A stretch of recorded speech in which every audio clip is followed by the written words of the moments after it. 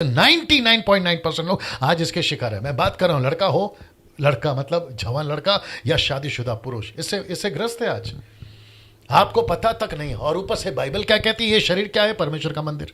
अगर ये शरीर परमेश्वर का मंदिर है तो ऐसी वाली हरकतें क्यों जी? ऐसी वाली हरकतें क्यों? अब इसको देखो, दूसरा राजा 9:22। येहू को देखते ही योराम ने पूछा, हे येहू क्या कुशल है? येहू ने उत्तर दिया, जब तक तेरी माता एजेबेल छिनालापन, जो कि इंग्लिश वर्ड है प्रोस्टिट्यूशन और टोना यानी कि जादू टोना करती रहे, तब तक कुशल कहां। जब तक एजेबेल प्रोस्टिट्यूट करती रहे, जो कि छिनालापन लिखा है यानी कि व्यभिचार करती रहे, तो कैसे कुशल रहेगा? चर्च के अंदर, मैं पहले एक और वचन बता देता हूं, प्रकाशित वाक्य 2:20, यीशु का स्टेटमेंट है। जानते हो क्या कहा यीशु मसीह ने? बड़े ध्यान से सुनेगा। यीशु ने कहा, पर मुझे तेरे विरुद्ध यह कहना है कि तू इस स्त्री एजेबेल को रहने देता है, जो अपने आप को भविष्यवक्तन कहती है और मेरे दासों को व्यभिचार करने, मूरत के आगे के बलिदान खाने को सिखलाकर बरमाती है। तो इसका मतलब है कि ये एजेबेल की spirit, the spirit of Jezebel, आज भी कलीसिया में काम कर रही है। आज भी कलीसिया में देखो आप, ये आपके मोबाइल फोन में है, ये आपके लैपटॉप में है, ये आपके टीवी टेलीविजन में है, ये आपके इंडियन आइडल में है, ये आपका इंटरटेनमेंट प्रोग्राम में है, ये आपके बिग बॉस में है, ये आपकी गर्लफ्रेंड में है, ये आपके बॉयफ्रेंड में है। ये एक ऐसी स्पिरिट है जिसको कहते हैं द स्पिरिट ऑफ जेजेबेल। मैंने इसके ऊपर एक वीडियो बनाई है, यूट्यूब पे देख लीजिएगा।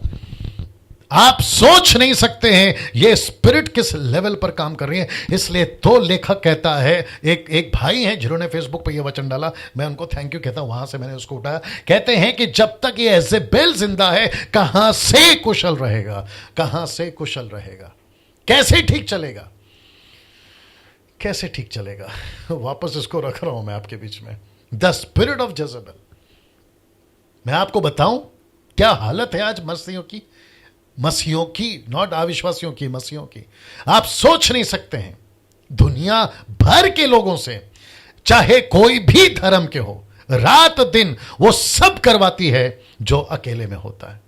ये एजेबेल स्पिरिट ये सब करवाती है। इसलिए मैंने लिखा द स्पिरिट ऑफ जेजेबेल। मैंने बीच में प्रचार किया था, मुझे याद नहीं आ रहा कब किया था। मैंने पूछा था कि पास्टर तुम्हारी आंखें कैसी है जब तुम किसी लड़की को, औरत को देखते हो? मैंने पूछा था कि जवान लड़का जो तुम वर्शिप लीड कर रहे हो, माइक पकड़कर चर्च की कांग्रेगेशन के सामने, तुम्हारी नजरें कैसी है जब तुम किसी लड़की औरत को देखते हो? गले के नीचे आप समझ गए होंगे, क्या गले के नीचे तुम्हारी नजर जा रही है? और अगर जा रही है तो तुम स्पिरिट में हो।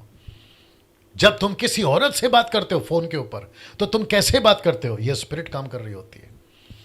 मुझे वो रेफरेंस याद नहीं आ रहा जहां पौलुस कहता है कि तुम्हारे मुंह से गंदी बात ना निकले, गाली ना निकले, गंदी बात ना निकले।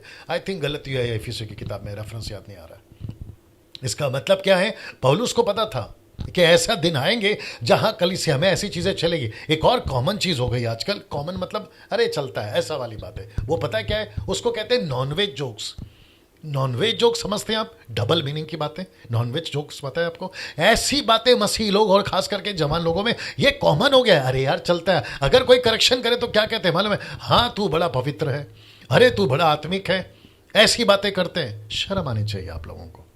ऐसी हरकतें करते हो तो शर्म आनी चाहिए। पास्टर्स लोग के बीच में कॉमेंट चलता है, और वो भी नॉनवेज जोक टाइप के, डबल मीनिंग की बातें। और खुद को तुम सेवक कहते हो, संडे के दिन पुलपिट पे खड़े होकर सफेद कपड़ा पहन लेने से तुम अपनी पवित्रता दिखाते हो, फिर बाकी मंडे टू सैटरडे क्या करते हो जी? ये सारी चीजें आज आपके बीच में मैंने रखने के लिए तय किया कि ये जो स्पिरिट है ना, ये बड़े जोरों से काम करे पूरी दुनिया में। ये किसी को नहीं बख्श रही, ये किसी को नहीं बख्श रही। इसलिए तो लिखा है ना कि जब तक ये जिंदा है, ये देख लो, जब तक ये जिंदा है कुशल कहां? जब तक ये स्पिरिट है कुशल कहां?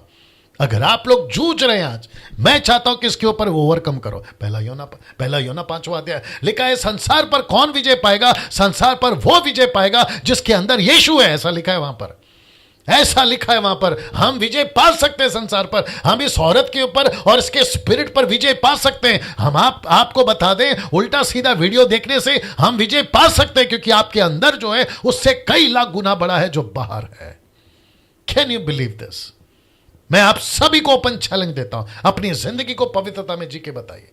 आज ये प्रचार कर रहा हूं, मुझ जैसे 10 तक का आज प्रचार कर रहे हैं, या कल तक करेंगे, परसों तक करेंगे, 1 साल करेंगे, 2 साल करेंगे, लेकिन आपको नहीं पता कि किस इससे भी भयंकर दिन आने वाले, आजकल आने वाले दिनों में भयंकर दिन सड़कों पे दिखेगा आपको। जो बंद कमरे में दिखता था ना, वो आपको सड़कों पर दिखेगा। गे शादी लीगलाइज हो गई है, लेस्बियन शादी लीगलाइज हो गई है। आपको नहीं पता है कि एक ऐसा कंट्री है, अगर मैं गलत हूं तो मेरे को ठीक कर देना, ब्राजील एक ऐसा कंट्री है जहां पे लड़की जैसे ही 18 साल की होती है, उसका बाप उससे शादी कर सकता है। Can you believe this? उसका बाप उससे शादी कर सकता है। बाप रे आप सोचिए कौन सी दुनिया में जी रहे हैं। और इसके पीछे किसका हाथ है? इसके पीछे एक ही आदमी का हाथ है, जिसका नाम है लूसीफर। वो नहीं चाहता कि वो खूबसूरत चीज जो परमेश्वर ने आदम और हवा को दी, जिसको कहते हैं सेक्स, यौन संबंध, वो दिया था एक मकसद के साथ। आज वो मकसद बदल गया है। अब तो प्लेजर आ गया है, मजा आ गया है। रात में दारू पियो, गलत काम करो, गलत काम करो, जियो, ऐसा वाला हो गया है। अब आप सोच के देखिए, मैं बहुत सारी बातें इस पे रखना चाह रहा था, और आपको पता है मैं आगे नहीं बढ़ पा रहा हूं। मतलब एक वचन का जो लाइन है ना, बस मैं उसी पर अटका हूं कि परमेश्वर आदम और हवा अपनी पत्नी के पास गया, आदम अपनी पत्नी के पास गया, यानी कि हवा के पास गया। वो एक शब्द जो पास गया, यानी कि संबंध, इंटरमसी या इंटरकोर्स, इंटरमसी नहीं, इंटरकोर्स, रिलेशनशिप पत्नी के साथ में, वो ठीक था, वो सही है, वो पवित्र था, वो अच्छा है, वो लीगल है, परमेश्वर की मर्जी पे था। लेकिन उसके बाद जो भी घटता है, जो भी हो रहा है आज भी, सब गलत है। मैं वापस कहता हूं, शादी के पहले, यहां तक कि मंगनी हो गई है ना आपकी, आपका एंगेजमेंट हो गया ना, उसके बावजूद मैं कहना चाहता हूं कि आपको वेट करना होगा, आपको शादी तक का वेट करना होगा। कैसे बताऊं मैं आपको, इतना कॉमन है ना ये चीजें आजकल। सेक्स इतना कॉमन हो गया है, आप सोच भी नहीं सकते। स्कूल में, कॉलेजेस में, सड़कों पर, शॉपिंग मॉल में, घर पर। मुझे किसी ने बोला, मैं ये बताकर ख़त्म कर देता हूँ क्योंकि 9 बज गए हैं। मुझे किसी ने कहा, बोला पास्टर डैनियल ये सब बड़े बड़े शहरों में होता है, गांव में नहीं होता। मैंने बोला जितना गंदा काम गांव में होता है ना, उससे बड़ा तो और कहीं नहीं होता। बोला वो कैसे?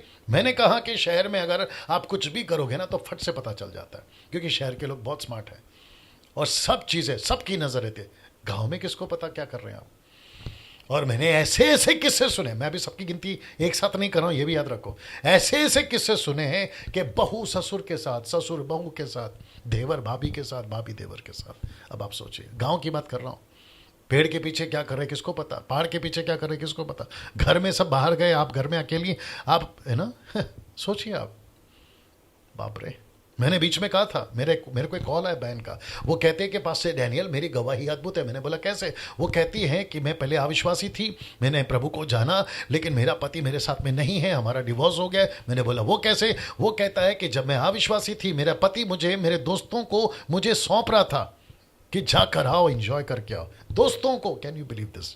अब आप सोच के देखिए किस लेवल तक कोरोना वायरस के 4 कारण क्यों आया। मैंने कल भी बताया, आज भी बता रहा हूं। मैंने उसमें कहा था, बॉस की मैडम यानी कि पत्नी ड्राइवर के साथ, सेक्रेटरी के साथ, अब सोचिए, यहां तक कि बॉस मेड के साथ, जो नौकरानी है उनके साथ। अब आप सोच के देखिए, लिफ्टमैन के साथ, वॉचमैन के साथ। Can you believe this?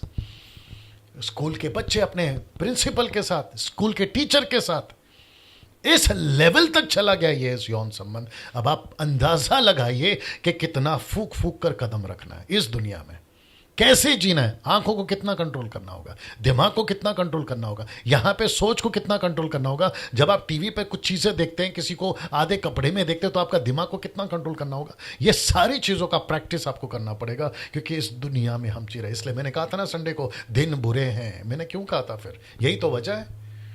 चलिए दोस्तों, मैं समझता हूं कि आप लोगों को आज बहुत सारी बातें मैंने बताई है, विशेष करके इस क्षेत्र में। मैं कल यहां से कंटिन्यू करूंगा, यहां से कहां गया? ओके, एक वचन का जो था ना मैंने डाला था, ये नहीं, उसके आगे का कि उससे कहन हुआ, फिर आगे की जो बातें हैं वो आपके बीच में रखूंगा। और याद रखिए, आपको फिर कल मौका है इस नंबर पर फोन करने का, जो कि मेरे मित्र हैं तो करिए, मेरे शत्रु हैं तो करिए। आपको पीठ पीछे बात करने की आदत है, मत करिए। आपको नंबर दिया हूं, मुंह पे बात करिए, कॉल करिए। हमको आपसे पूछना है, बिल्कुल पूछिए। मेरी चर्चा किसी और के साथ मत करिए, डायरेक्ट मेरे साथ करिए। अगर आपके पास में कोई प्रश्न है, आप लोग बिल्कुल कर सकते हैं। परमेश्वर आपको आशीष दे। कल, जी कल ठीक 8 बजे वापस आएंगे। आज का सेटअप थोड़ा अलग किया क्योंकि आज का टॉपिक ही ऐसा है, उसको बैठकर बात नहीं कर सकता हूं, लेकिन कल का सेटअप एज यूजुअल चलेगा। और वापस कहता हूं कि Nepali church every Sunday 7:30 to 8 o'clock start हो चुका है। और मैं समझता हूं कि जितने नेपालीज हैं, आप सभी के लिए अच्छी खबर है